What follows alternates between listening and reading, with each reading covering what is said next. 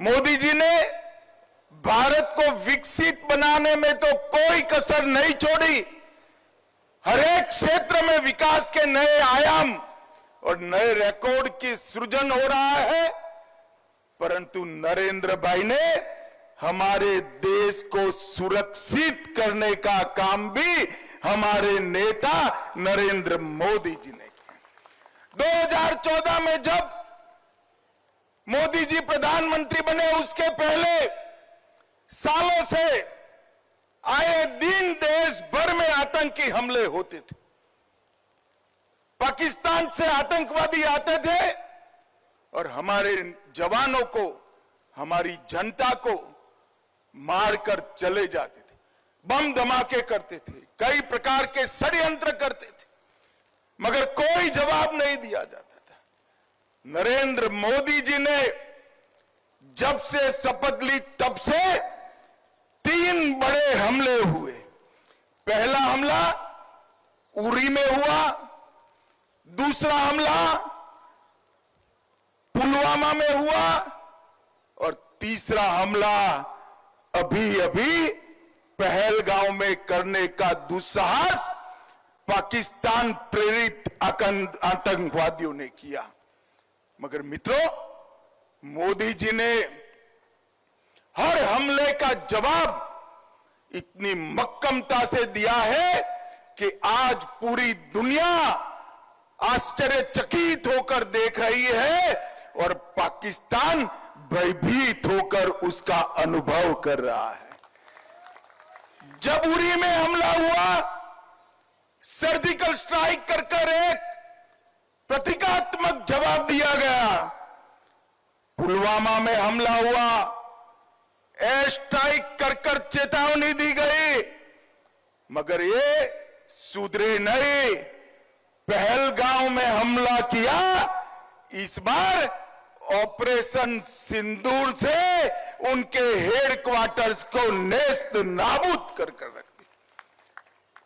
और दुनिया भर के सुरक्षा से जुड़े हुए पंडित ऑपरेशन सिंदूर का जब एनालिसिस करने लगते हैं तो आश्चर्यचकित हो जाते हैं। मित्रों, आज मैं बड़े गर्व से कहने आया हूं, पहलगांव के हमले का बदला जैसे मोहम्मद और लश्कर-ए तोयबा के हेडक्वार्टर को जमीन दोस्त कर मिट्टी में मिला कर लिया गया। पाकिस्तानी आतंकवादियों ने हमारे नागरिकों पर, हमारे यात्रियों पर, निहत्थे लोगों का धर्म पूछकर परिवारों के सामने, बच्चों के सामने कायराना हत्या की, नृशंस हत्या की। और भारत ने जवाब तो जरूर दिया, मगर जवाब भी भारत के संस्कार के हिसाब से दिया। हमने जैसे मोहम्मद और लश्कर-ए तोयबा के हेडक्वार्टर उड़ा दिए और 9 ऐसे ठिकाने जहां आतंकवादी तैयार किए जाते थे, ट्रेन किए जाते थे, हथियार छिपाए जाते थे, भारत में घुसाने का कैंप बना था। उसको ध्वस्त करने का काम भारत की वीर सेना ने किया। और पीओके में मुजफ्फराबाद, कोटली, भावलपुर, मुरीद के पाकिस्तान की सीमा में 100 किलोमीटर अंदर जाकर हमारी सेना ने आतंकवादियों को जवाब देने का काम किया है। 100 किलोमीटर अंदर कई सारे अंतरराष्ट्रीय आतंकी घटनाओं के सरगना सियालकोट कैंप और कई सारे कैंपों में छिपे बैठे थे। वो सबको हमारे बम के धमाकों की गूंज ने स्पष्ट संदेश भेजा है कि भारत की जनता के साथ अगर किसी भी प्रकार का दुर्व्यवहार किया गया, आतंकी घटना की गई, तो उसका जवाब दुगने जोश के साथ दिया जाएगा। और मित्रों, जब हमने सिर्फ आतंकी हमलों पर ही आतंकी अड्डों पर ही हमला किया था।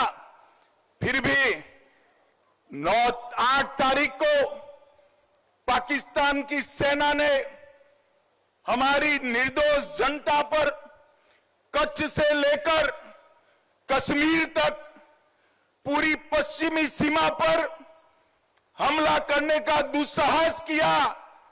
मगर मोदी जी के समय में हमारी एयर डिफेंस सिस्टम इतनी परफेक्ट बन चुकी थी कि एक भी मिसाइल्स भारत की भूमि पर नहीं गिर पाया, एक भी ड्रोन उनका भारत की भूमि पर नहीं गिर पाया। 100 से ज्यादा दुर्दांत आतंकवादियों को समाप्त करने के बाद जब एक भी हमला भारत को नुकसान पहुंचाने के में सफल नहीं हुआ, पाकिस्तान की सेना भी सोचती ही थी। और 9 तारीख को हमने 15 जगह पर, ये भी उनके एयरबेस पर, उनकी जनता को कोई नुकसान नहीं किया। एयरबेस पर नूर खान एयरबेस, सरगोदा का स्थान, सुक्कुर एयरबेस, कराची में मलिर कैंट, कई जगहों पर 15 स्थानों पर उनकी क्षमता को, वायु हमला करने की क्षमता को तहस नहस करने का काम भारत की सेना के वीर जवानों ने किया। और उसने बता दिया कि आप हमारी मिसाइल्सों को नहीं रोक सकते हो। मित्रों, और आज पूरा दुनिया के लोग जब इसका एनालिसिस कर रहे हैं, भारत की सेना के सामर्थ्य को आश्चर्यचकित और आनंदित होकर देख रहे हैं। और पहली बार आजादी के बाद भारत की सेना ने 100 किलोमीटर अंदर जाकर पाकिस्तानी कैंप्स, आतंकवादियों के कैंप्स को ध्वस्त करने का काम किया। और जो डराते थे कि हमारे पास एटम बम है, उनको लगता था उनकी धमकियों से डर जाएंगे, परंतु ऐसा नहीं हुआ। हमारे वायुसेना, थल सेना, जल सेना, तीनों सेनाओं ने ईंट का जवाब पत्थर से देने का काम किया। और मित्रों, आज पूरी दुनिया हमारी सेनाओं की मारक क्षमता की सटीकता, हमारी सेना के संयम और हमारे प्रधानमंत्री नरेंद्र मोदी जी की दृढ़ राजनीतिक इच्छा शक्ति की बुरी बुरी प्रशंसा आज पूरी दुनिया कर दी है। और आज मैं इस मंच से तीनों सेना के जवानों को, भारत की जनता और विशेषकर मेरे गांधीनगर लोकसभा क्षेत्र की जनता की ओर से मन पूर्वक सलाम करना चाहता हूं कि आपकी वीरता से हम सबका मस्तक गर्व से ऊंचा हुआ है। और हम सब के लिए एक और गर्व का विषय है कि गुजरात के ही सपूत, भारत माता के सपूत, गुजरात और पूरे देश की जनता इस विषय पर भी गर्व कर रही है कि एक ऐसा नेता भारत माता की कोख से जन्मा, जिसने भारत माता के मस्तक को ऊंचा करने का काम किया, देश को सुरक्षित करने का काम किया। और भाइयों बहनों, जब तक दुनिया में मिलिट्री ऑपरेशंस की चर्चा होती रहेगी, ये ऑपरेशन सिंदूर की भी चर्चा होगी। और ऑपरेशन सिंदूर, इसका नामकरण स्वयं प्रधानमंत्री ने किया, जो हमारी माताओं बहनों के सम्मान में किया।